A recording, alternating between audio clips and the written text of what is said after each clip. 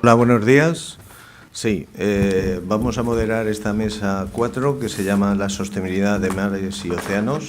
Yo creo que es una mesa muy interesante en la que nuestras tres ponentes nos van a hablar sobre temas de biodiversidad, sobre las pautas de comportamiento del turismo, sobre la visión y consecuencias de los vertidos en las desalinizadoras.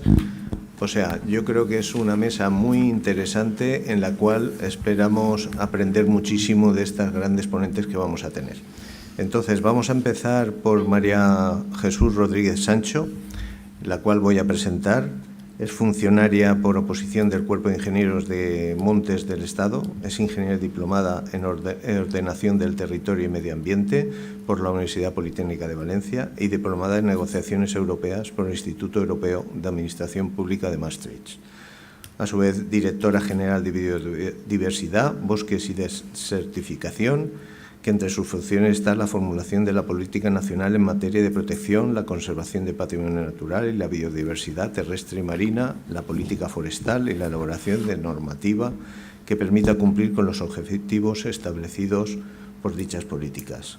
Como experiencia, tiene una experiencia profesional muy grande. Ha desarrollado la mayor parte de su carrera profesional en el Ministerio de Medio Ambiente en diferentes puestos, como subdirectora general de Política Forestal, como directora general de Calidad y Evaluación Ambiental, como vicepresidenta del Consejo de Administración de Agencia Europea de Medio Ambiente en Copenhague, directora del Centro de Estudios y Técnicas Aplicadas del CEDEX, del Ministerio de Transportes, Movilidad y Agenda Urbana, directora del Organismo Autónomo de Parques Nacionales del Ministerio de Transición Ecológica y Reto Demográfico y como presidenta del Comité de Ingeniería y Desarrollo Sostenible, Instituto de Ingeniería de España.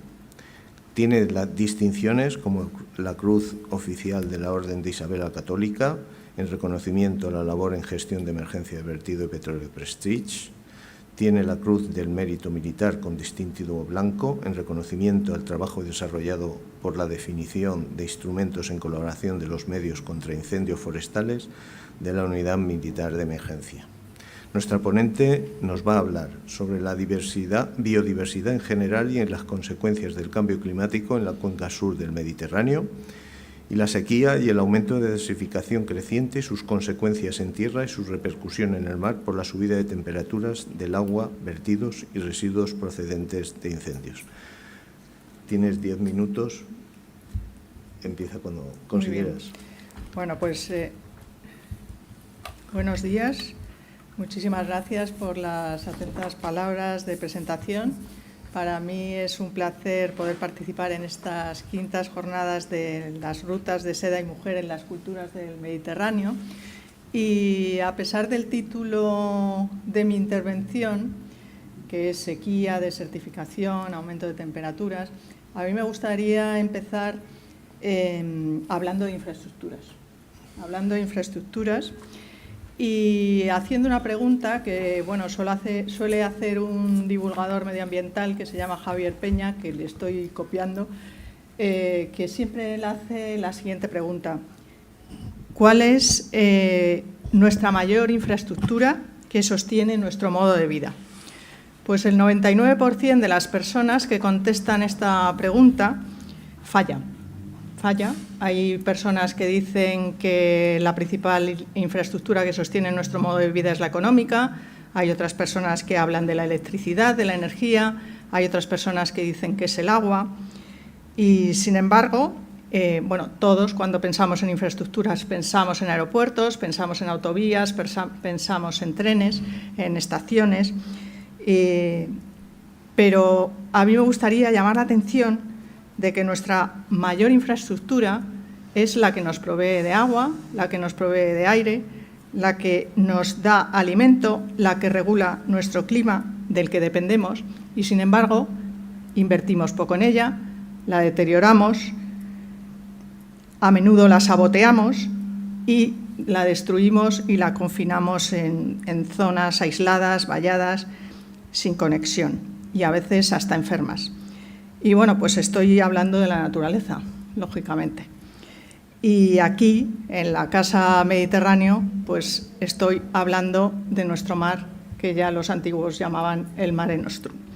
Hablar del Mediterráneo es hablar de biodiversidad, es hablar de ecosistemas terrestres, marinos y de transición de altísimo valor ecológico, que generan una gran variedad de lo que llamamos servicios ecosistémicos, servicios medioambientales, de regulación y también culturales, porque vamos de la mano, la biodiversidad, la naturaleza va de la mano del hombre.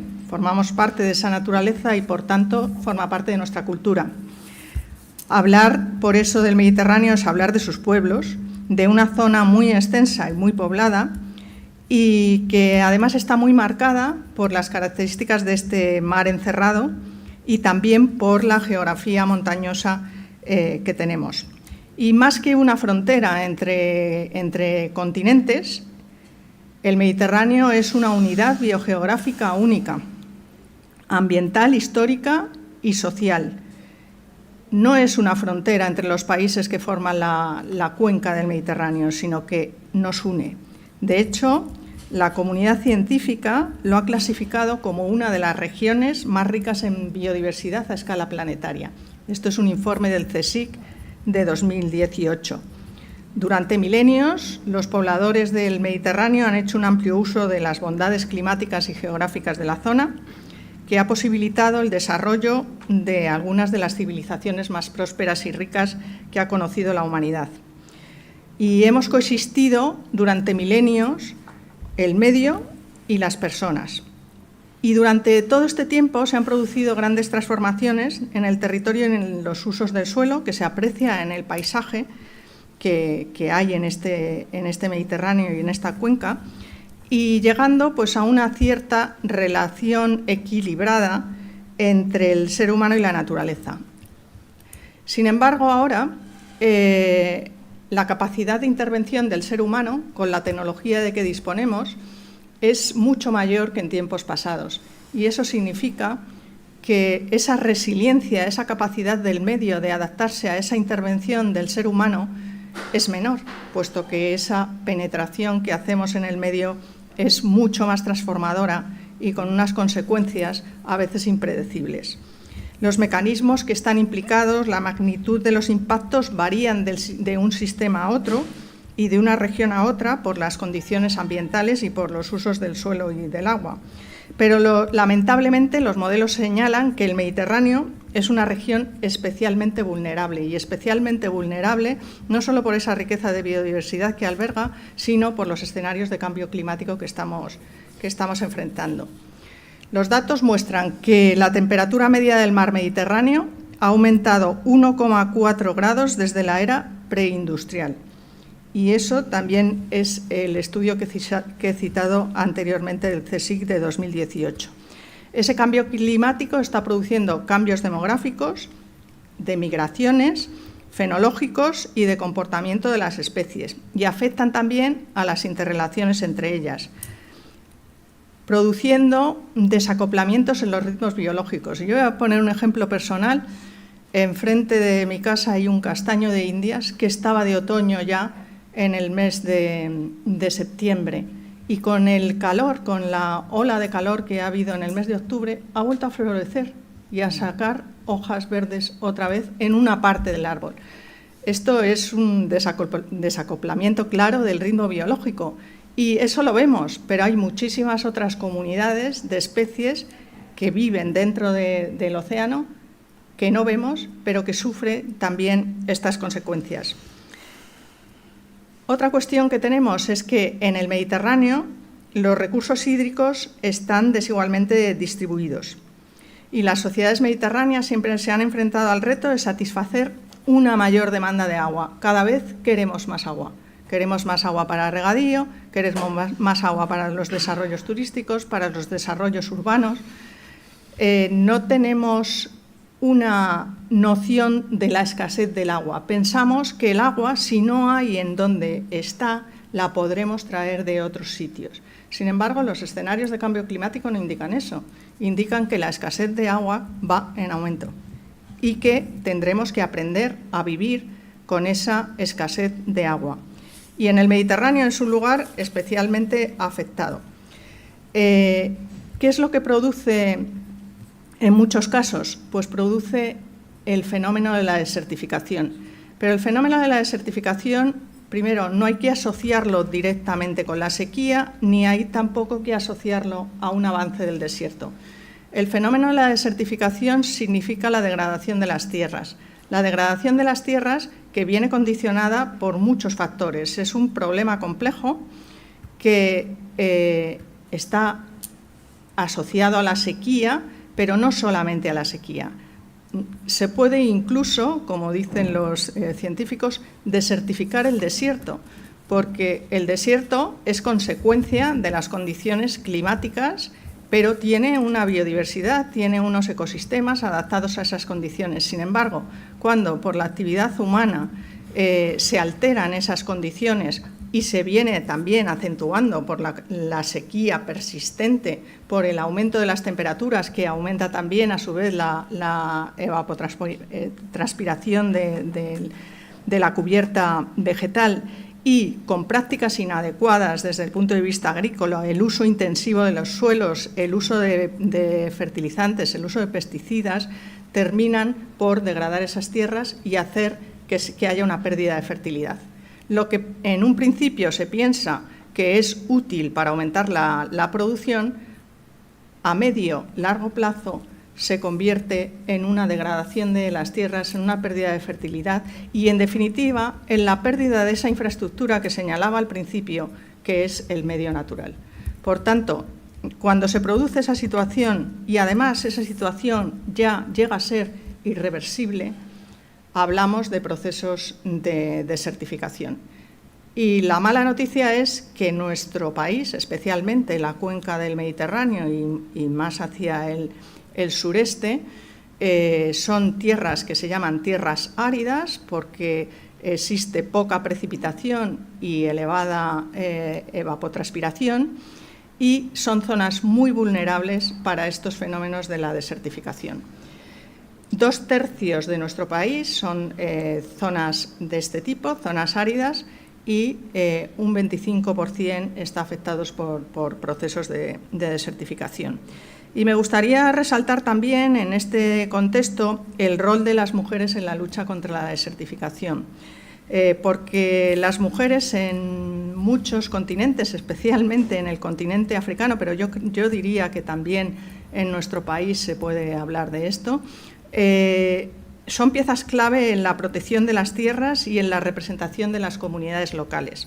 En el marco de la Convención de Naciones Unidas de Lucha contra la Desertificación, que es uno de los 3 convenios de Río de la Conferencia de Río de 1992 de Medio Ambiente y Desarrollo, de las 2 caras de la misma moneda, se adoptaron 3 convenios. El Convenio de Cambio Climático, que es el superconocido, después el Convenio de Biodiversidad y el Convenio de Desertificación. ¿Y por qué se adoptaron estos 3? Porque hay interrelaciones muy claras entre los 3 procesos, entre el cambio climático, entre la pérdida de biodiversidad y entre el avance de la desertificación. Y hay que tomarlo como un todo y gestionarlo como un todo.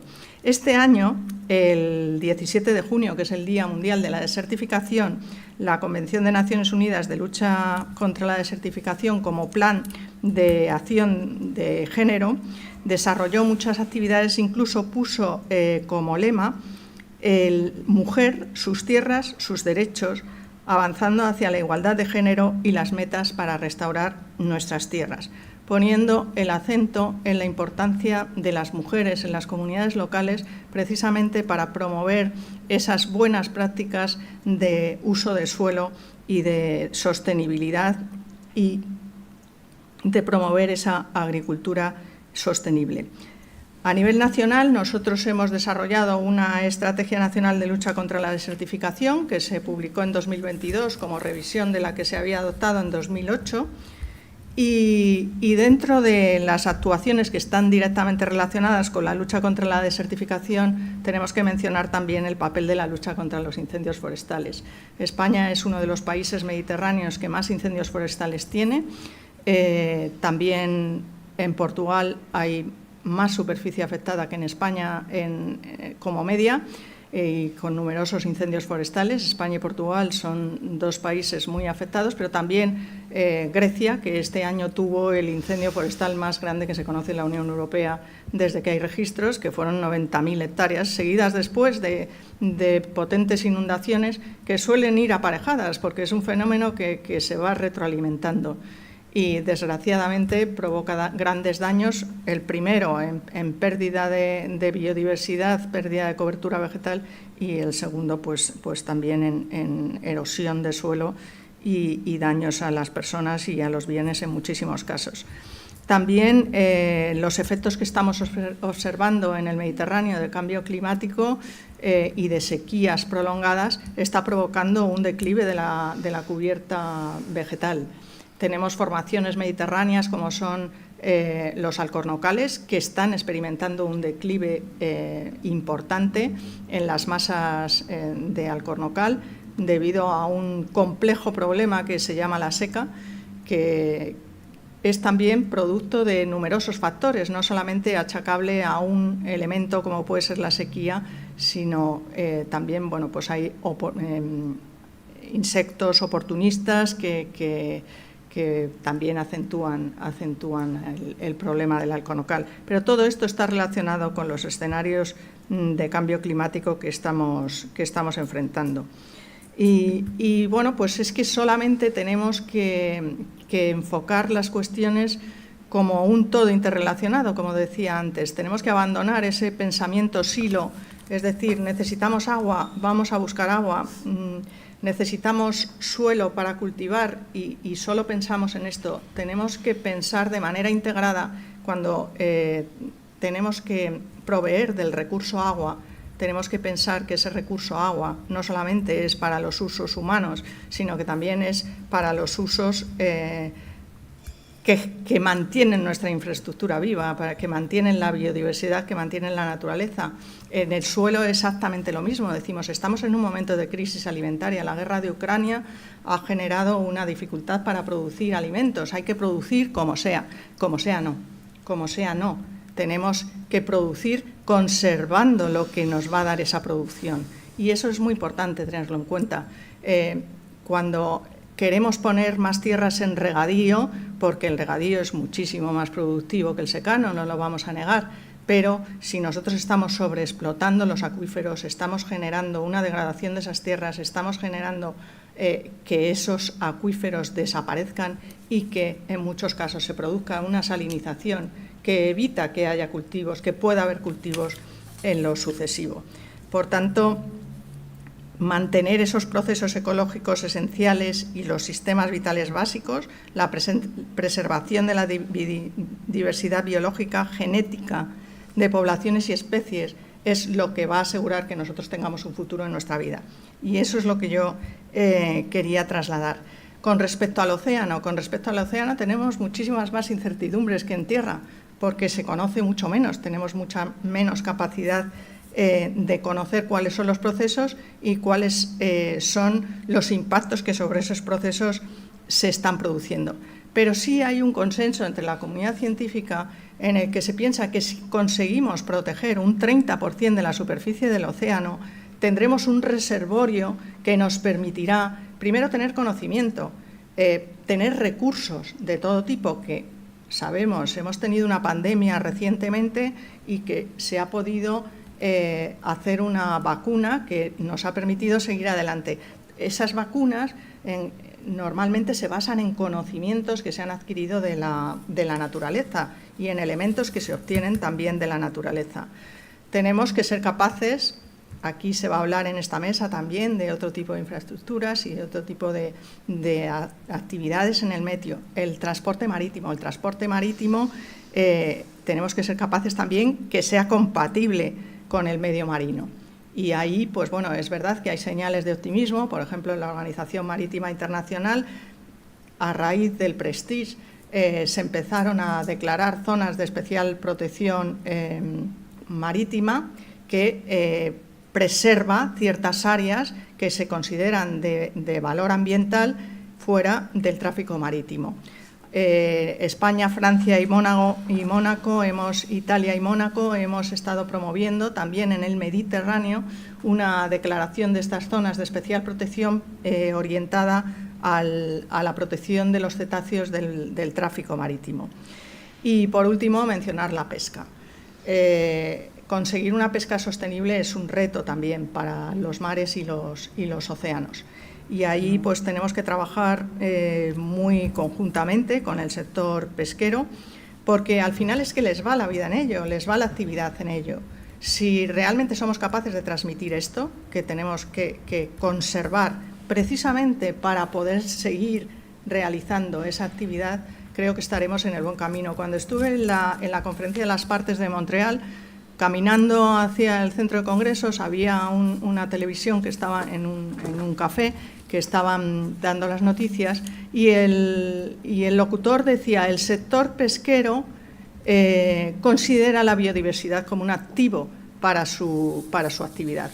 Eso es lo que a mí me gustaría que nuestro sector pesquero también interiorizara y pensara, que la biodiversidad es un activo para su propia actividad.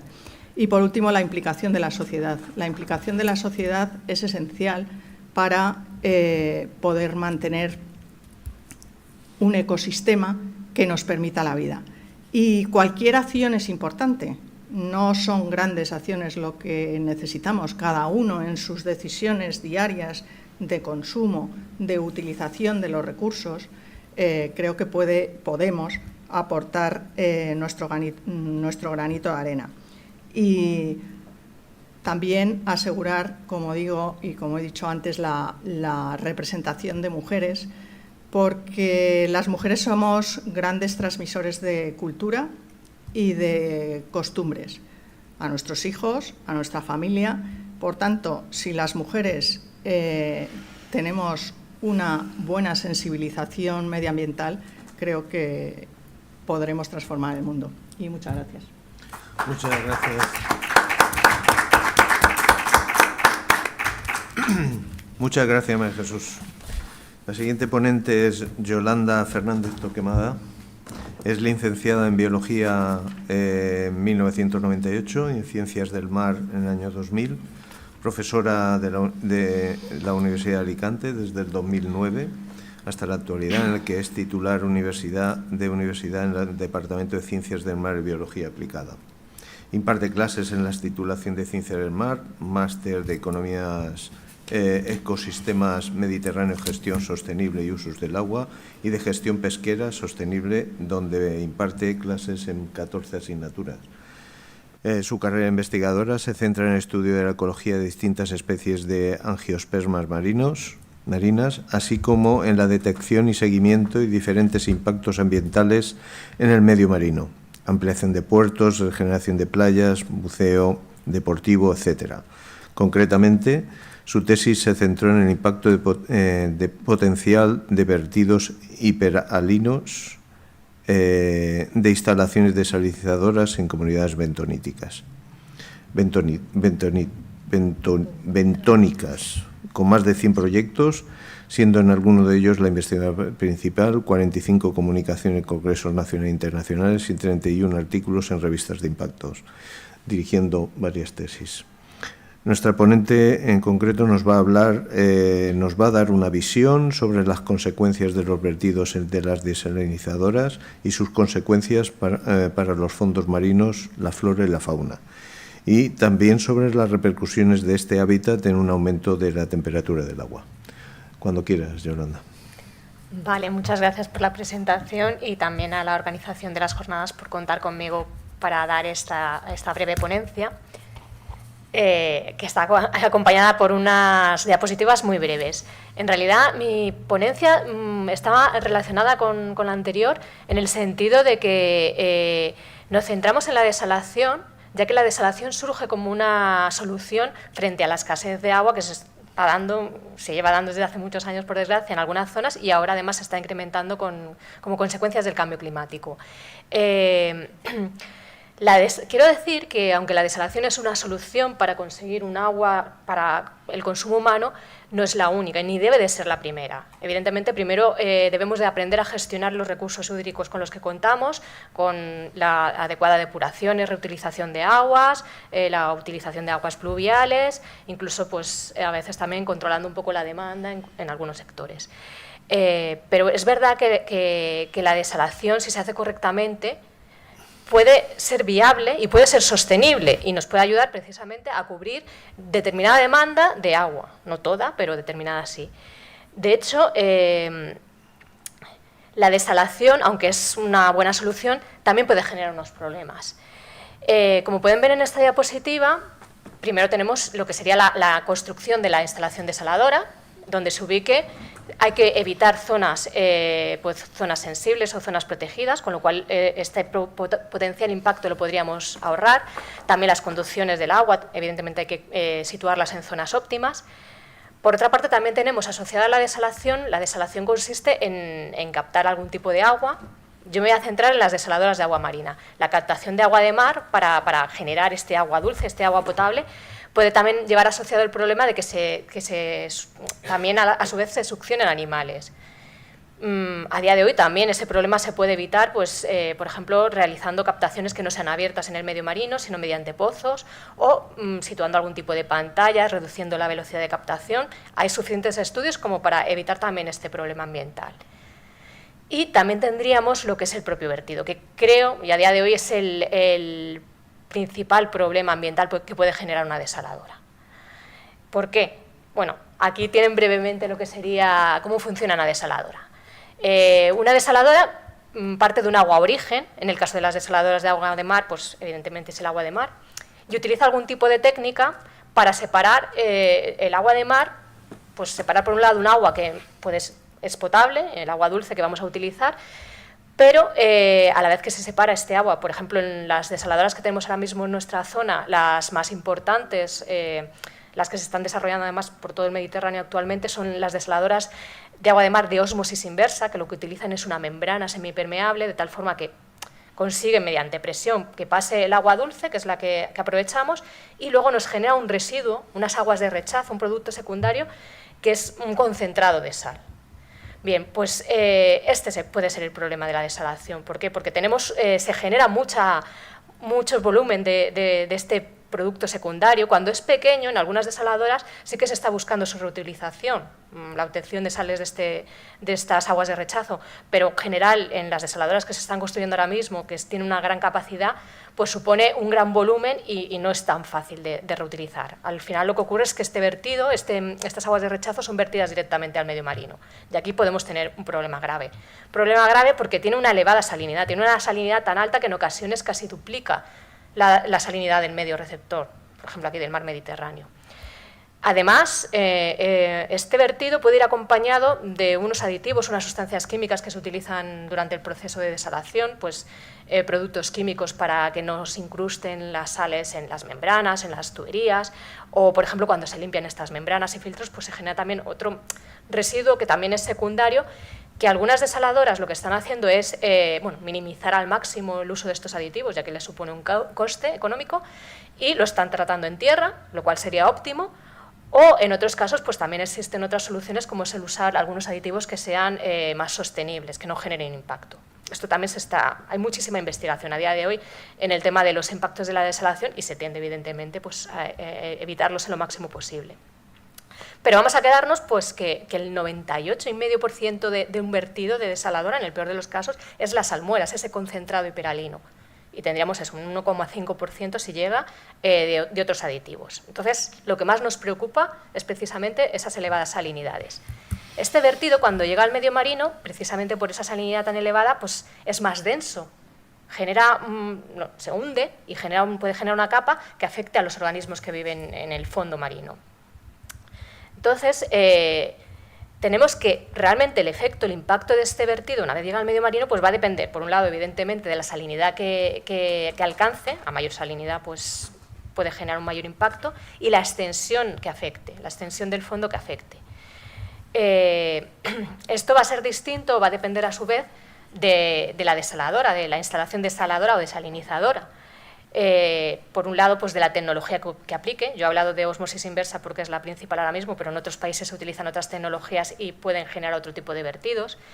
Va a depender también del tamaño de la desaladora, lo mismo, una desaladora de pequeño tamaño, como por ejemplo la que tenemos aquí en Javia, en la provincia de Alicante, en Javia, no ha generado problemas ambientales, sino que incluso ha sido beneficioso el vertido. Y luego, si tenemos tiempo de debatir, pues podría exponerles el caso. Mientras que, evidentemente, desaladoras de mayor tamaño, como les digo, una mayor producción de agua dulce y también mayor producción de estos residuos, pues pueden generar más problemas. Y también va a depender de cómo se realiza el vertido. Hay desaladoras que vierten directamente en costa, mientras que hay otras que, por las circunstancias del medio, tienen que verter a través de emisarios, de conductos, a determinada profundidad. Entonces, ahí el comportamiento del vertido también va a variar y el tipo de impacto que puede generar. Por otra parte, también tenemos que el impacto va a depender del medio receptor, de la zona en la que se vierte. No va a ser lo mismo verter en una zona confinada, con poca circulación, poco oleaje, a verter en una zona en la que pues, está bastante abierta, expuesta al hidrodinamismo, al oleaje, se mezcla más fácilmente el vertido, no alcanza salinidades muy elevadas y además no se expande mucho. Será una situación óptima. Bueno, estas condiciones además cambian estacionalmente, también son cuestiones que están bastante estudiadas. Y por último, y lo que es más importante, tenemos dentro de la zona en la que se vierte, qué comunidades hay, qué especies aparecen. Y aquí también es muy importante y va a depender mucho de las especies que tengamos. Por ejemplo, hay especies que no toleran los cambios de salinidad, que no son capaces de sobrevivir a un aumento de salinidad aunque sea mínimo. Y es el caso en las imágenes, en la primera imagen que tenemos, los equinodermos, las estrellas de mar, erizos de mar. Estas especies se saben que no toleran estos cambios y cuando se han visto afectadas por un vertido han desaparecido. Luego pueden recuperarse, pero en principio nos sirven como centinelas también para detectar si hay un efecto de una salinidad elevada en una zona, pues gracias a ellas sabemos que sí que está afectando a la zona. Por otro lado, tenemos otras especies, como la planta marina Posidonia oceanica, que me imagino que conocerán, dada su importancia, que es endémica, es autóctona de aquí del Mediterráneo, con muchísimos servicios y funciones, y además está protegida. Posidonia es una planta, está fija al fondo marino, no puede escapar de un vertido, y además se han realizado muchos estudios en los que se ha visto que un aumento mínimo de salinidad la afecta, con lo cual, evidentemente, hay que evitar. Además que está protegida, hay que evitar cualquier vertido de salmuera sobre esta especie. Tenemos otros organismos como los peces, que algunas especies, la mayoría, pueden soportar ciertos cambios de salinidad. Además tienen la capacidad de nadar y huir de un vertido y luego, si las condiciones mejoran, volver. Y luego tenemos otras especies, la última foto es un gusano de mar, un poliqueto, que en este caso también nos pueden servir como centinelas, podemos detectar si hay un efecto del vertido porque también las comunidades se ven afectadas, pero es verdad que luego se recuperan muy fácilmente, entonces tampoco sería un organismo que nos preocupase mucho si hay un impacto a corto plazo sobre él y sobre todo si luego con el tiempo recuperamos la zona. Entonces vemos que sí, que pueden haber impactos, de hecho ya se han estudiado, pueden haber impactos de la desalación si no se realiza de forma adecuada, si no se gestiona adecuadamente. Hay toda una serie de recomendaciones, aquí he puesto las más básicas, para evidentemente evitar estos impactos e incluso reducirlos a mínimo. Uno que es muy básico, una recomendación que además realizan prácticamente todas las desalinizadoras a día de hoy, por lo menos las que hay en nuestra costa, es diluir, antes de verter estas aguas de rechazo, esta salmuera, diluirlas con agua de mar. Captar agua de mar y en la zona próxima al vertido mezclarla de tal forma que el vertido lo que va a tener es una salinidad mucho menor y se va a mezclar más rápidamente, se va a diluir más rápidamente y no va a afectar mucha extensión del fondo marino. Esto ya le digo que lo están realizando prácticamente todas las desalinizadoras. Puede unirse a esta recomendación otra que es diluir, maximizar la mezcla del vertido. ¿Cómo se puede conseguir? Por ejemplo, en el caso de los vertidos en costa, aquí les he puesto, este es el vertido de las desaladoras que tenemos muy próximas aquí. Tenemos dos desaladoras en Alicante y el vertido está situado un poquito al sur de esta zona y se realiza directamente en costa porque la zona ya está degradada, hay que decirlo, pero es una situación óptima en el sentido de que hay oleaje, hay hidrodinamismo y el vertido se mezcla más o menos rápido. Hay otras desalinizadoras que no han podido tener esta opción de verter en costa porque hay comunidades, como precisamente las praderas de Posidonia oceanica, y tienen que dirigir el vertido a mayor profundidad. Entonces se construyen emisarios como es el caso de, por ejemplo, de las desalinizadoras que hay en Murcia, de San Pedro del Pinatar, construyen un emisario y llevan el vertido a más profundidad, de tal forma que no afectan a los organismos que son más superficiales, como la propia pradera. Se evita ese problema, pero el problema es que a más profundidad pues las aguas se mezclan menos, no afecta tanto el oleaje. Hay solución. De hecho, se puede poner unos dispositivos que se llaman una especie de difusores que se pueden situar, bueno, esto sería un ejemplo de emisario, se pueden situar tanto a final del emisario como en esta imagen a lo largo de todo el emisario, y así se consigue que de alguna forma el vertido no vaya directamente al fondo, sino que cree un chorro que tiene cierto ángulo respecto al fondo y se mezcla más rápidamente el vertido. Se mezcla, se diluye la salinidad y no afecta tanto al fondo. Esto, por ejemplo, se ha realizado en la desaladora de San Pedro del Pinatar. Previamente al vertido afectaba a una zona mayor, con unas salinidades más elevadas, se detectó la disminución, la desaparición de estos gusanos marinos, pero luego se realizó el vertido con estos dispositivos, mejoró tanto la dilución de la zona del vertido que se recuperó totalmente las comunidades que habían previas. Tenemos más opciones, por ejemplo, verter en zonas artificiales. Se pueden verter en puertos, evidentemente ya con el agua, como les digo, diluida. Siempre hay que tener en cuenta la primera recomendación. Verter en puertos, verter en canales artificiales. La desaladora de Jave está vertiendo en un canal artificial, el canal de la Fontana, y así no generamos este impacto en comunidades naturales. Pero aparte también se puede verter en zonas que ya estén degradadas, como les he comentado en el caso de la desaladora de Alicante, verter en zonas previamente degradadas y que evidentemente se sepa que no tienen posibilidades de restauración o recuperación, pues sería una zona óptima. Asimismo, se podría verter en zonas que no sean de alta calidad ambiental. Evidentemente hay que evitar siempre especies que estén protegidas, especies muy sensibles, como por ejemplo la propia pradera de Posidonia oceanica. Para ello es importante que sepamos la distribución de las especies que tenemos en las zonas en donde queremos realizar el vertido. Esa información ya existe. En ocasiones nos falta un poquito más de conocimiento a nivel local. Se pueden realizar estudios para conocer las especies que podrían haber cerca de la zona en la que tenemos interés en realizar el vertido y para que nos den además la autorización de ese vertido. Y por otro lado, hay que conocer la tolerancia de las especies a estos aumentos de salinidad, que en muchos casos también se sabe, por ejemplo, el caso de Posidonia oceanica está más que estudiado, pero en otras especies pues a día de hoy se desconoce. Y por último, una vez ya la desaladora esté en marcha, se han realizado algunas de estas recomendaciones, asegurándonos que el impacto del vertido va a ser mínimo, o incluso no va a existir. Además, se recomienda y se realiza programas de seguimiento ambiental o de vigilancia, que consisten precisamente en comprobar, ir al mar y comprobar que no estamos teniendo ninguna afección grave, ningún impacto significativo o negativo en las comunidades. Porque puede ser que no hayamos tenido en cuenta algo, además en el medio marino surgen muchas interacciones, cuestiones que no hemos podido tener en cuenta, y en el caso de que se detecte cualquier impacto ha de ser lo más rápido posible para actuar también lo antes posible y modificar cualquier cuestión de la desaladora. Se ha llegado incluso a parar en algunas ocasiones la producción o a aumentar la dilución, siempre para solventar o evitar cualquier posible impacto ambiental que se pueda hacer. Lo que le quería comentar al final con esta breve ponencia es que precisamente la desalación es una solución y que si se gestiona y se realiza correctamente no tiene por qué generar un impacto potencial, por lo menos lo que es el vertido, un impacto significativo en el medio marino. Y con esto finalizo y darles las gracias por su atención.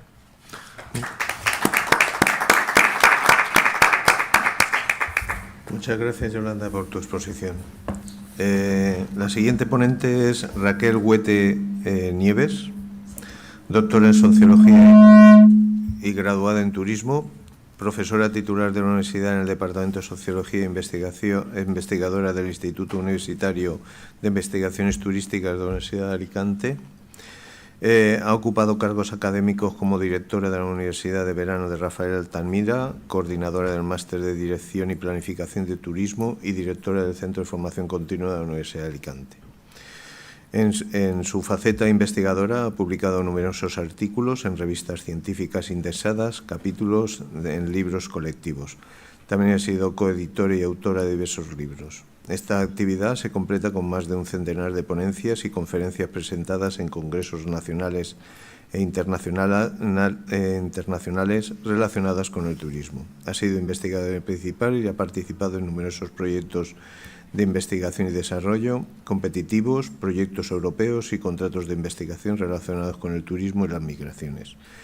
Es la directora del Grupo de Investigación en Planificación y Gestión Sostenible del Turismo de la Universidad de Alicante, colabora con el Consejo de Redacción de varias revistas especializadas con el turismo, es editora jefe de la revista Investigadores Turísticas de la Universidad de Alicante.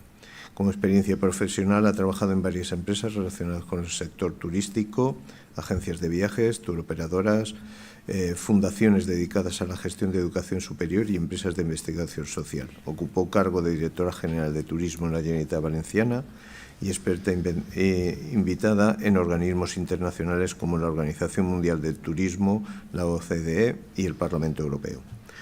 Nuestra ponente va a hablarnos sobre las pautas de comportamiento del turismo, de las consecuencias que la masificación del turismo y la falta de medidas en muchos países del vertido de residuos urbanos generados por esta industria, de la contaminación por plásticos y microplásticos en playas y costas, mayoritariamente en las islas, los cruceros y su contaminación, las medidas que se deben tomar y las que se están tomando al respecto, tomando como ejemplo España, y cómo está influyendo en el turismo el aumento de temperaturas en el Mediterráneo, sobre todo en los países del sur, generado por el cambio climático y la sequía. Van a generar cambios de destinos turísticos gradual. Y cuando quieras, Raquel, adelante. Buenos días. Muchas gracias por la invitación y muchas gracias por la presentación. No sé si el reto que me ha marcado Enrique de hablar de tantas cosas en tan poco tiempo lo conseguiré, pero creo que voy a ir a lo concreto, porque hemos aprendido, bueno, he aprendido mucho de María Jesús y de Yolanda en sus intervenciones. Algunas de las cuestiones que ellas han abordado están relacionadas con lo que yo pensaba hablar, y sí que me gustaría, pensando en que estamos hablando pues para el público en general, quizás aclarar algunos conceptos que se están, no sé si poniendo de moda, pero sí que se están utilizando cada vez más en los medios de comunicación y que como ciudadanas, como ciudadanos, pues tenemos que manejar, yo creo, pues para poder hacer nuestra acción individual y colectiva a favor de nuestra casa, que es el Mare Nostrum, pero que es la casa de todos. Me ha encantado esta idea de que la naturaleza es la infraestructura en la que estamos, porque creo que es una idea que tenemos que repetir. La naturaleza es nuestra casa y como nuestra casa tenemos que cuidar el medio ambiente. Yo creo que ahí las mujeres, en ese sentido, sí que pensamos en general en nuestro medio ambiente, en nuestro entorno. Tenemos que pensar y tenemos que mantener esa idea de que es nuestra casa y como nuestra casa nos gustaría que fuera cuidada. Si pensáramos así, compartiéramos esa idea, probablemente tendríamos pues más cuidado con el consumo que hacemos y más cuidado también en cómo dejamos un lugar después de su disfrute, cómo abandonamos el espacio. Yo había pensado tratar el asunto a partir de un tema concreto, que es el tema de los cruceros. Es un tema, es un asunto que tiene que ver, desde luego, con las infraestructuras portuarias, con la movilidad, con los medios de transporte, porque cada vez están generándose situaciones más complicadas, más difíciles de resolver, más difíciles de volver atrás. ¿Qué quiero decir? Que si por una parte efectivamente tenemos algunos destellos para el optimismo en cuanto a la utilización de nuevas fuentes de energía o de energías renovables en algunos barcos, en algunos medios de transporte, tenemos un compromiso por parte de las grandes navieras para hacer que los sistemas sean más sostenibles en el sentido de una mejor recuperación de los residuos y también en el sentido de un consumo más eficiente.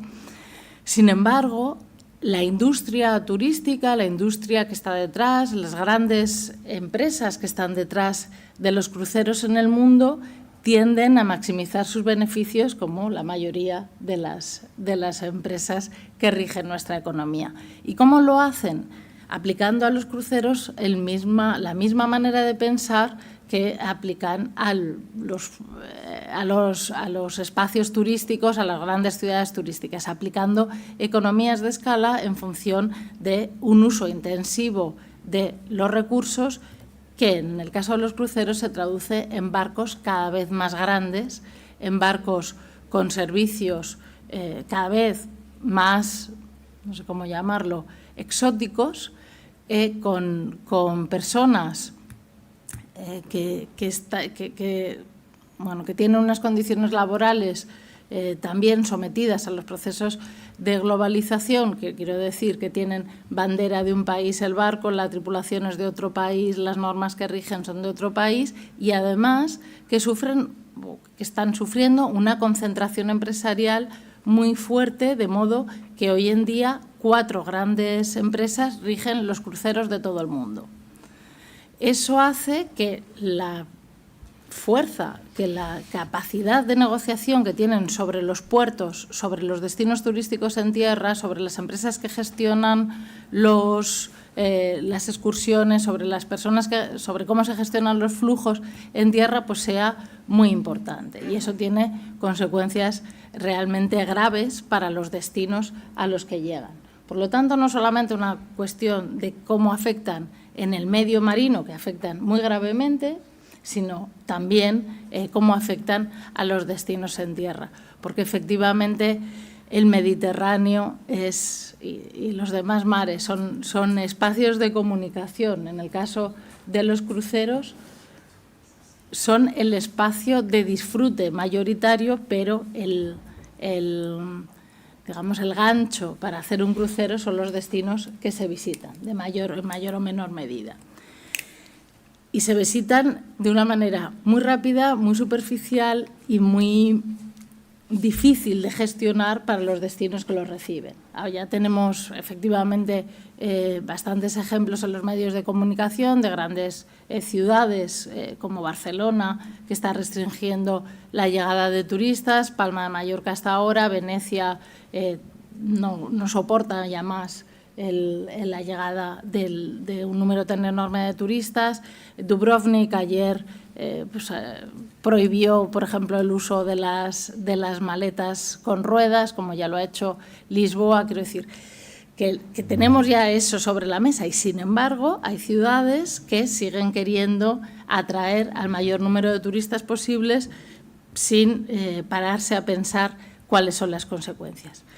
Por no seguir por ese camino de consecuencias sobre los destinos y centrarme un poco más en el objetivo del mar, había pensado que también sería interesante hablar de un concepto que cada vez está tomando más fuerza y que necesitamos entender y adoptar, en mi opinión, desde una posición crítica, que es la idea del turismo azul, de la economía azul.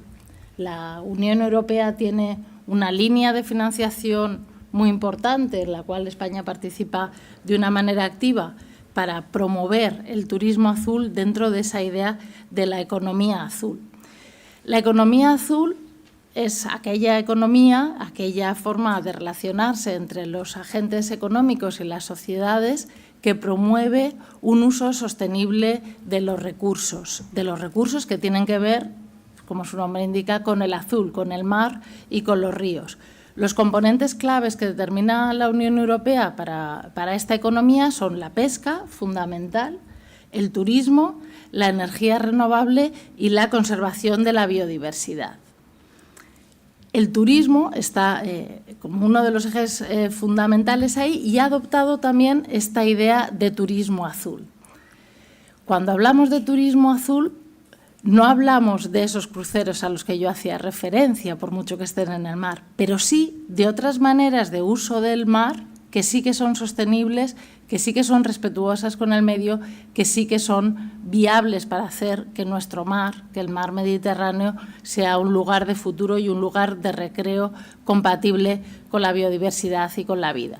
Y tenemos muchos ejemplos. Tenemos todos los usos del mar que no utilizan motor, por ejemplo, que se han ido perdiendo poco a poco a favor, por ejemplo, de las motos acuáticas, grandes destructoras de Poseidonia, por cierto, y espero que la Unión Europea cumpla la idea que es en la que está trabajando de prohibir las motos de agua en los espacios en los que hay poseidonia, por lo menos. Bueno, pues frente a las motos de agua tenemos muchísimas formas de disfrutar el mar. Tenemos el kayak, el paddle surf, la navegación, las caminatas, también por los paseos marítimos. Tenemos muchas maneras de aprovechar y de disfrutar. Una de ellas, y que relaciona toda la actividad económica con el turismo, es efectivamente la pesca. Y eso ahí yo creo que no sé si pensarlo desde dos puntos de vista, porque decía María Jesús, tenemos que convencer al sector pesquero de que la biodiversidad es importante y que para poder mantener de manera también productiva y provechosa en el futuro el sector pesquero, la biodiversidad es importante.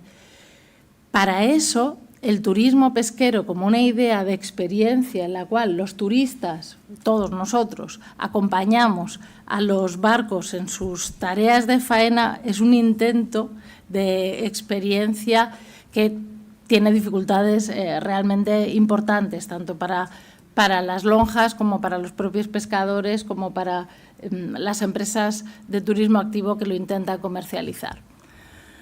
Por muchas razones de regulación, pero también porque no acabamos de valorar nosotras en las casas, nosotros como consumidores, la importancia crucial que tiene nuestra propia riqueza en cuanto al número, bueno, en cuanto a la biodiversidad, en cuanto a los pescados que tenemos en el Mediterráneo. Y yo creo que esa es una de las grandes ventajas que podría tener este turismo pesquero, esta manera de incorporar la pesca, de conocer de primera mano cuánto cuesta pescar, cuánto le cuesta a los pescadores, a las pescadoras pescar cada uno de los peces que nos vamos a comer para poderlos valorar. Si no lo hacemos, si convertimos el mar Mediterráneo en una clavaguera, decía la canción de Serrat, como una, no me sale la palabra, un depósito, sí. Si convertimos eso en Mediterráneo, bueno, pues perderemos biodiversidad, pero también estaremos poniendo en riesgo nuestra seguridad alimentaria, estaremos poniendo en riesgo nuestra salud, como ya vamos viendo cada vez más con diferentes, no solo con la pandemia, que debería habernos hecho aprender mucho más. Creíamos que íbamos a aprender mucho más, pero bueno, yo confío en que poco a poco vayamos asumiendo los aprendizajes.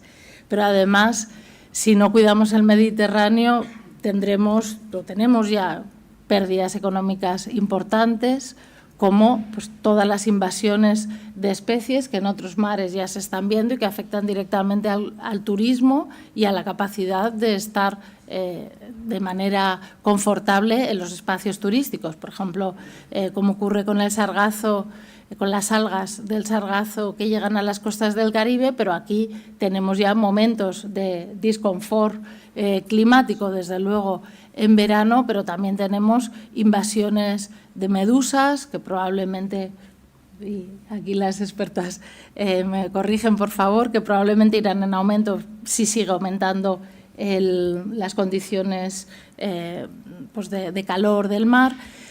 Tenemos pues esas amenazas también de desertificación de algunos espacios que se harán imposibles para la vida humana en la orilla sur, sobre todo de nuestro Mediterráneo, pero también en partes de España. Y ojalá que el Mediterráneo no fuera una frontera, como decía María Jesús, ojalá que el Mediterráneo sea el espacio que nos une, no el espacio en el que miles de personas mueren cada año y en el que miles de personas pretenden atravesar porque las condiciones de vida en esos países, particularmente del sur, pues no son viables. Acabo muy rápidamente con qué podemos hacer. Yo ahí también estoy en esa idea fundamental. ¿Qué podemos hacer cada una de nosotras? Comprar pescado de cercanía, igual que tenemos que comprar productos de cercanía. No podemos seguir pensando en que se puede comer naranjas en agosto y no querer que las naranjas sean de Sudáfrica. Si queremos mantener nuestros naranjos, si queremos mantener nuestro paisaje, las naranjas se tienen que comprar de la Comunidad Valenciana en nuestro caso, pero cuando toca, del mismo modo que tenemos que comprar el pescado, que tenemos que comprar pues, todos nuestros alimentos en la época que corresponde y con la cercanía que corresponde. Podemos reducir el consumo de plástico, podemos evitar las botellas de plástico, podemos concienciar y educar, y aquí somos mayoría de profesores universitarios, yo creo que en todas las carreras, desde luego en sociología, que es donde yo imparto clase, y en turismo también, tenemos que incorporar, yo creo que nuestros jóvenes ya están concienciados, pero tenemos que enseñarles a visualizar un futuro en el que es posible revertir aún los efectos del cambio climático, pero que si no somos conscientes, será demasiado tarde. Tenemos que reducir la energía, que esa es una de las cosas que a mí sobre las desaladoras siempre me han preocupado, porque vale que podamos mejorar lo de los vertidos, pero ¿de dónde sale toda la energía para poder montar todo eso? Tenemos que reducir el consumo, en realidad, el consumo de agua. Tenemos que apoyar las políticas ambientales y tenemos, aparte de concienciarnos y apoyar las organizaciones, desde luego sí que tenemos que hacer eventos como este. Gracias por organizarlo y cada uno de nosotros pues presionar a quien corresponda, tanto a las autoridades políticas, pero también a las empresas con nuestro consumo. Tenemos que presionar para poder mantener nuestra casa, no sé si ya bonita, que también, pero por lo menos vivible. Y nuestra casa es la naturaleza, nuestra casa es el espacio en el que respiramos, en el que vivimos y del que queremos disfrutar y seguir viajando y seguir moviéndonos con un consumo responsable, con un turismo responsable.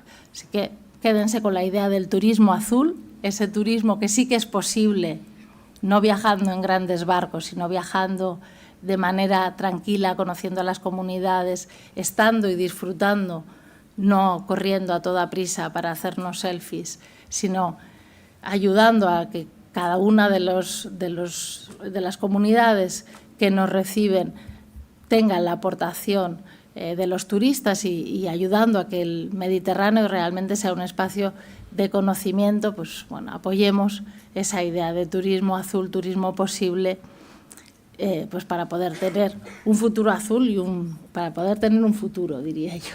Bueno, muchas gracias.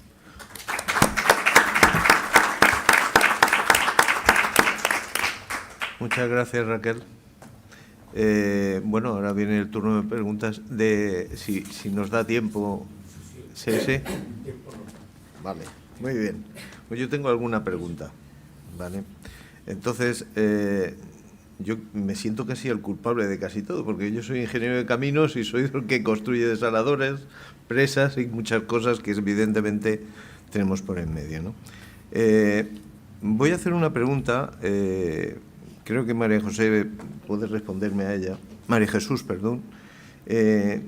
Sabiendo, por ejemplo, que el tercer producto más consumido del mundo es la arena, y la arena viene precisamente de las zonas erosivas de las cuencas, y que las cuencas están totalmente antropizadas. Y si no tenemos arena, las playas desaparecen, y si las playas desaparecen, no vendrá el turismo de sol y playa. Entonces, la primera pregunta que yo quiero decir es,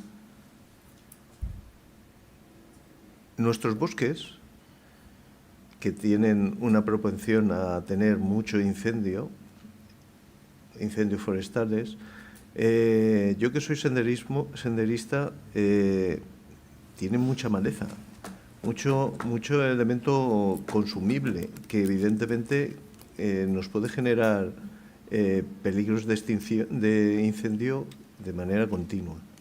¿Qué medidas se pueden adaptar para que nuestros bosques estén perfectamente mantenidos? Yo sé que España es uno de los países que más bosques tiene en el mundo, ¿no? Y que es difícil, pero ¿qué podríamos hacer? Bueno, Primero, efectivamente, España, el 55% de su superficie es superficie forestal, que es un porcentaje muy elevado, con diferentes formaciones de bosques, formaciones de arbustos, que también se considera superficie forestal, pero en definitiva medio natural. Lo de la maleza, que son elementos consumibles o combustibles. Bueno, la maleza la llamamos maleza, pero también alberga biodiversidad. Entonces, tampoco podemos pensar en un bosque en el que no hay nada debajo para que no se queme. Creo que hay que buscar un equilibrio. Y el equilibrio está en una gestión forestal adecuada, sobre todo que consiga generar tejido productivo en las áreas rurales, que es donde se ha producido el abandono de lo que se ha venido a llamar la España vaciada, porque claro, la superficie forestal en su gran mayoría no está en el entorno de las ciudades, está en eso que hemos llamado España vaciada, en los pequeños municipios, en las zonas más alejadas de los entornos urbanos. Entonces, o se genera una actividad que no podrá ser una vuelta al pasado, como en los años 60 o en los años 70, en que había poblaciones locales que vivían del aprovechamiento forestal, de aprovechamiento de leñas, de aprovechamiento de frutos. No puede ser igual. Tendremos que pensar en digitalización, tendremos que pensar en servicios, de forma que haya un aprovechamiento forestal, que eso es lo que garantiza que ese bosque no se queme. Pero no es tanto esa limpieza que se habla, el bosque tiene que estar limpio, no, el bosque tiene que ser un bosque. Y el bosque está compuesto de numerosas especies vegetales. Unas son árboles, otras son arbustos, otras son hierbas, y hay animales que se cobijan, otra parte es madera muerta, que no es que esté sucio, es que el bosque es así, es algo dinámico, que se mueve, que evoluciona. Entonces, sí es cierto que si no hay cuidado de ese bosque, lo cuida el fuego, porque el fuego es un elemento del ecosistema, no lo olvidemos tampoco. O sea, toda la vida, y sobre todo en la cuenca del Mediterráneo, ha habido incendios y los va a seguir habiendo. El problema de ahora es precisamente esa continuidad forestal que hay tan enorme, y también las condiciones climáticas pues asociadas a ese cambio climático, que es un aumento de temperaturas, que es un aumento de la sequía y de la falta de humedad. Y eso es lo que provocó el año pasado esos incendios extraordinarios, que hubo una superficie quemada de 268.000 hectáreas, que es una barbaridad. Este año ha habido 84.000, sobre todo fuera de temporada de lo que antes llamábamos temporada de incendios, porque ahora la temporada de incendios es todo el año, desgraciadamente. Y cuando ha habido unos mayores incendios este año, ha sido en el mes de marzo y abril, que hubo una sequía extraordinaria, y sobre todo se produjeron en Asturias. Los incendios de Asturias, hubo otro también muy importante en Castellón, en Villanueva de Viver, se llama, Villanueva de Viver, Castellón-Teruel, muy importante en esa época, también en marzo, y está acentuado precisamente por esas condiciones de cambio climático. Pero yo insistiría en que no es tanto limpiar el monte, sino una gestión adecuada, y sobre todo que haya poblaciones que puedan vivir de esa actividad en el entorno. Muy bien, muchas gracias. Yolanda, me ha encantado tu exposición, además porque ha sido muy práctica, dando soluciones. Pero hay un tema que, como cualquier actividad antrópica que genera el ser humano, evidentemente yo pienso que hay que mantener. Entonces, la pregunta es, ¿qué se podría hacer para mantener? Porque cuando vertimos cualquier cosa al mar ya creemos que ya está terminado el tema, y no está. ¿Qué podríamos hacer para mantener esas desaladoras que nosotros tenemos ya realizadas y generar el menor impacto en el lugar? Bueno, pues ha sido un poquito lo que he intentado comentar con la ponencia. De hecho, la ponencia está basada en investigaciones, en trabajos en los que se ha visto precisamente cómo gestionar estos vertidos que se están dando ya. Aquí les he comentado, aquí cerca, no es cuestión de ir andando, está un poquito más lejos, pero tenemos el vertido de 2 desaladoras, el vertido costero, que se puede ver, que es el que salía en la fotografía. Este vertido, es verdad que las primeras desaladoras de osmosis inversa que se hicieron en nuestra zona pues son de principios de este siglo, del 2003, Y al principio sí que teníamos esta falta de información y es verdad que se originaron unos pequeños impactos. Pero ya gracias a toda la investigación que hemos hecho es cuando hemos visto qué es lo óptimo, cómo se puede evitar. Este vertido, por ejemplo, que era costero, pues en un principio se hicieron unas simulaciones con ordenador, se vio que las praderas de Posidonia quedaban muy alejadas porque esta zona, por desgracia, está muy degradada. Y se pensó que no iba a llegar a las praderas y iba a afectar una zona que ya estaba degradada y que por desgracia es muy difícil de recuperar, que esa es otra, que deberíamos de tender también a recuperar, a restaurar. De hecho, va a haber mucho trabajo en ese sentido en el medio marino, zonas que hayan sido ya impactadas. Pero en este caso, bueno, la zona ya estaba muy degradada, no se podía recuperar y se pensó que no iba a llegar a las praderas. Y sin embargo se vio que las simulaciones que se habían hecho con el ordenador no eran correctas. Con el programa de vigilancia ambiental sí que se detectó que había un efecto. Entonces, ahí es cuando entraron en juego las otras recomendaciones que entonces no se sabían. Para la desaladora fue costoso económicamente, aparte de la energía, pues es verdad que la desalación genera unos gastos, pero bueno, también tenemos que saber que a día de hoy, pues si queremos agua, en algunos sitios la vamos a tener que pagar, por desgracia, sobre todo para consumo humano, para consumos que necesiten ese agua. Bien, pues en este caso lo que se hizo fue la desaladora diluyó, captó agua de mar y lo diluyó con el vertido, y el vertido pues no tenía un efecto, se disminuía la extensión de este vertido. Por otro lado, pues también cambian la producción. Las desaladoras tienen distintas etapas de producción y pueden reducirlas si es necesario, aprovecharse también de las cuestiones del entorno, de condiciones ambientales. En verano, aunque el mar esté más calmo y no haya tanto oleaje que mezcle el vertido, se produce una capa que llamamos termoclina, que hace que el vertido se queda en mitad del mar, no llega al fondo, no afecta a la pradera. Entonces ahí se aumenta la producción, que además es óptimo porque es cuando más agua necesitamos. En invierno, pues por ejemplo, se disminuye. Todo esto son estudios locales según la desaladora, según el entorno en el que vierten, pero sí que se puede reducir el impacto que generan estos vertidos. Los vertidos, en el caso de las desaladoras, si son de gran tamaño, los vamos a tener de momento sí o sí. También se está investigando para intentar recuperar y que se llegue a un vertido cero, pero eso se ha conseguido en desaladoras muy pequeñas. Vertidos en desaladoras grandes de momento es muy difícil. Sí, yo tenía una pregunta ahí cuando pues lo mencionas, si puedo. Claro. No, si se ha estudiado alguna alternativa de uso de la salmuera para evitar ese vertido. Claro. En el caso de desaladoras pequeñas, de hecho había una propuesta que era que podemos tener una desaladora muy grande o muchas pequeñas, que se ha visto que se pueden gestionar mejor el vertido, porque en algunos casos sí que se ha visto que se puede reutilizar las sales, se pueden concentrar y se les puede dar otro uso y ya no tenemos ese vertido. Llegamos a vertido cero.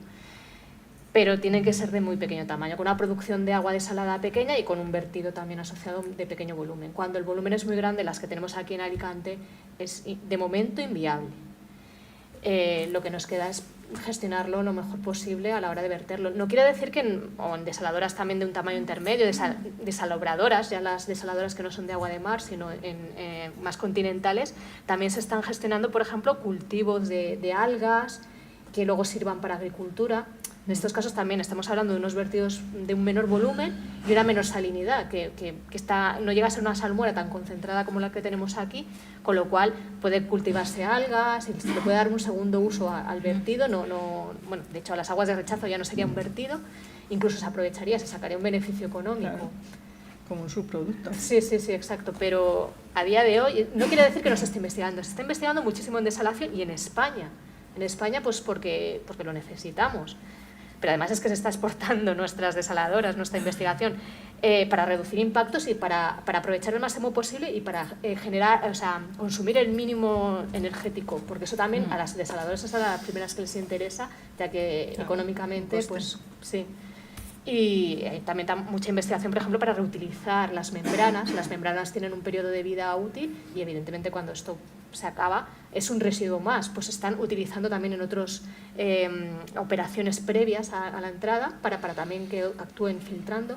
Todo esto, ya les digo, hay mucho trabajo desde que empezamos con las desaladoras de osmosis inversas aquí a principios de este siglo, y por suerte se sigue investigando para eso, para poder aprovechar, si algún día ojalá se pueda aprovechar el vertido al 100% y lleguemos a un vertido cero, pero de momento pues con lo que tenemos también se intenta y se ha llegado a poder evitar básicamente los impactos, incluso como les comentaba, a llegar a un impacto positivo, que eso es difícil de imaginar. Los impactos son cambios en el medio, que normalmente pensamos en impactos negativos, pero hay impactos positivos. La desaladora de Javia es pequeñita y lo que ha provocado es que haya se vierte en un canal artificial, que es el canal de la Fontana. Este canal antes tenía las aguas confinadas, aguas estancadas, problemas de malos olores, de turbidez de las aguas. Pues gracias a que el vertido ya diluido se realiza en este canal, hay una circulación de agua en el canal y eso ha mejorado las condiciones de la zona. Entonces, hay incluso opciones que son beneficiosas, aunque nos cueste. Evidentemente, lo que es el consumo energético es algo que se ha reducido mucho, pero está ahí todavía. Bueno, y por último, a Raquel, esta es la pregunta del millón. Un país como el nuestro, con el 15% de nuestro Producto Interior Bruto es el turismo, ¿qué podemos hacer para evitar esta masificación o una distribución mejor de nuestros turismos? Sí, la pregunta del millón. Tour España, bueno, la Secretaría de Estado organiza, justamente ha estado estos días organizando en San Sebastián una convención en la que todo el sector turístico, público, pero también privado, han estado discutiendo efectivamente del gran reto de la sostenibilidad.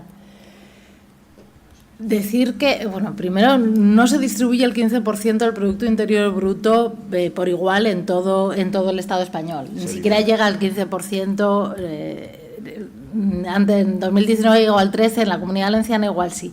Pero es que el Producto Interior Bruto no puede seguir siendo la vara de medir de nuestro bienestar. Totalmente. El Producto Interior Bruto es el dinero que produce una economía en el supuesto de que se distribuyera de manera equitativa. Y primero, no se distribuye de manera equitativa. Y lo segundo y fundamental es que no tiene en cuenta los costes. Y en el caso del turismo tenemos que medir muy bien los costes. Y no se miden. Se dice, los cruceristas, por volver al tema, los cruceristas se gastan 100 euros, ojalá fuera cierto, pero bueno, pongamos que se gastan 100 euros cuando llegan a un destino, ¿vale? ¿Y cuál es el coste de la infraestructura, de la ampliación del puerto para poder pagar eso? Eso, ahí, el trabajo de los ingenieros. Pero ¿cuál es el coste social de una población que ve sometida sus calles, sus plazas, sus infraestructuras urbanas, su ciudad, su vida, a tener que abrir los domingos porque llegan cruceros? ¿Cómo medimos eso? Entonces, el reto, efectivamente, no es dejar de traer turistas, no es distribuir a los turistas a lo largo del año para tener, en vez de 83 millones de turistas, que fue la cifra mágica del 2019, tener 100 y que todos los meses sean como agosto. El asunto está en conseguir traer turistas y que cada uno de nosotros nos convirtamos en turistas que sean más beneficiosos, no solamente en términos del gasto diario, que también, y en el caso de la Comunidad Valenciana, desde luego también, porque el gasto diario de cada turista es de los más bajos del Estado, sino que además seamos beneficiosos a la hora de conocernos, a la hora de intercambiar experiencias, a la hora de abrir puentes. Ese yo creo que es el reto de España, hacer que el turismo sea el motor tractor de una economía mucho más diversificada. Gracias al turismo nos conocen en todo el mundo. Vale, y si somos los líderes mundiales en turismo, bueno, en competitividad se puede, algunos aspectos discutibles, pero bueno, pongamos que nos reconocemos como un país líder en turismo. ¿Por qué no somos un país líder en exportación de nuestra gastronomía, por ejemplo, con una política de Estado clara como ha tenido Italia, por ejemplo? ¿Por qué cuando, decía ayer José Andrés, el cocinero en un evento, decía, ¿y por qué no vienen cocineros de todo el mundo a estudiar en las mejores escuelas de hostelería que deberían estar en España y, sin embargo, están en Suiza, salvo el Basque Culinary Center, que está en el País Vasco? Bueno, pues tenemos, desde luego, muchos retos que hacer, pero, en mi opinión, dejar de pensar en las actividades económicas midiendo solamente el Producto Interior Bruto sin medir su redistribución y sin medir los costes, pues podría ser la primera de esas acciones. Muy bien, muchas gracias. Y con esto creo que hemos cumplido Bien. el horario y terminamos. Pues muchas gracias. Bien.